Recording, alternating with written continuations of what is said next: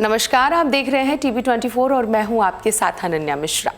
मथुरा के कृष्ण जन्मभूमि और शाही ईदगाह मस्जिद में जो केस वाला मामला था उसमें इलाहाबाद हाईकोर्ट ने अहम फैसला सुनाया है। हाईकोर्ट ने मुस्लिम पक्ष की उस याचिका को खारिज कर दिया है जिसमें मुस्लिम पक्ष ने हिंदू पक्ष की 18 याचिकाओं को खारिज करने की मांग की थी, जबकि हिंदू पक्ष ने अपनी याचिका में वहां पूजा का अधिकार दिए जाने की मांग की थी।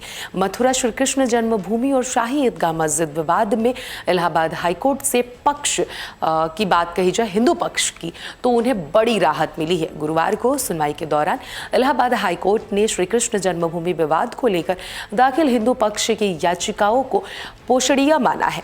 कोर्ट ने मुस्लिम पक्ष की ऑर्डर 7 रूल्स 11 की आपत्ति को खारिज कर दिया है। जस्टिस मयंक कुमार जैन की सिंगल बेंच ने फैसला सुनाया है। इन याचिकाओं पर सुनवाई पूरी होने के बाद हाईकोर्ट ने 31 मई को अपना जजमेंट रिजर्व कर लिया था। हाईकोर्ट के फैसले से ही यह तय हो गया कि मथुरा के मंदिर मस्जिद विवाद में हिंदू पक्ष की याचिकाएं सुनवाई योग्य हैं। हाईकोर्ट से मुस्लिम पक्ष की आपत्ति खारिज होने के बाद हिंदू पक्ष की याचिकाओं पर आगे सुनवाई होगी। वहीं अयोध्या विवाद की बात कही जाए तो अयोध्या विवाद तर्ज पर श्री कृष्ण जन्मभूमि विवाद की हाईकोर्ट में सुनवाई होगी। हिंदू पक्ष की तरफ से दाखिल की गई 18 याचिकाओं में मथुरा की शाही ईदगाह मस्जिद को श्री कृष्ण जन्म स्थान बताकर उसे हिंदुओं को सौंपे जाने की मांग की गई थी। विवादित परिसर में हिंदुओं को पूजा अर्चना की अनुमति दिए जाने की मांग की गई थी। विवादित परिसर का अयोध्या के राम मंदिर और वाराणसी के काशी विश्वनाथ मस्जिद की तर्ज पर सर्वेक्षण कराए जाने की मांग की गई है। मथुरा की जिला अदालत में दाखिल की गई याचिकाओं को इलाहाबाद हाईकोर्ट ने सुनवाई के लिए अपने पास मंगा लिया था। दाखिल की गई 18 में से 15 याचिकाओं पर इलाहाबाद हाईकोर्ट एक साथ सुनवाई कर रहा है, जबकि हाईकोर्ट ने 3 याचिकाओं को अलग अलग कर दिया था। अब बात करते हैं हिंदू पक्षकारों की दलील के बारे में। आपको बता दें कि ईदगाह का पूरा 2.5 एकड़ एरिया श्री कृष्ण विराजमान का गर्भगृह है। ये था पहला दलील। दूसरा दलील है शाही ईदगाह मस्जिद कमेटी के पास भूमि का कोई ऐसा रिकॉर्ड नहीं है।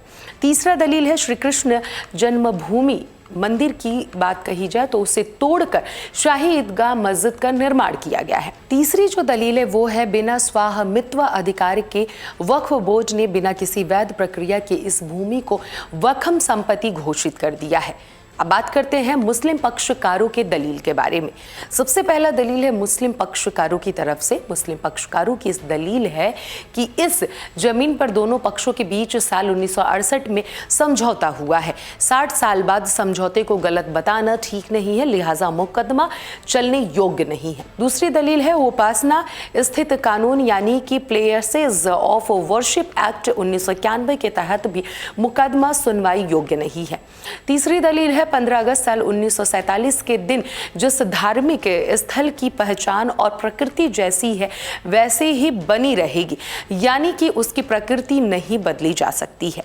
शाही ईदगाह मस्जिद कमेटी और यूपी सुन्नी सेंट्रल वक्फ बोर्ड ने हिंदू पक्ष की याचिकाओं पर ऑर्डर 7 रूल 11 के तहत आपत्ति दाखिल की थी।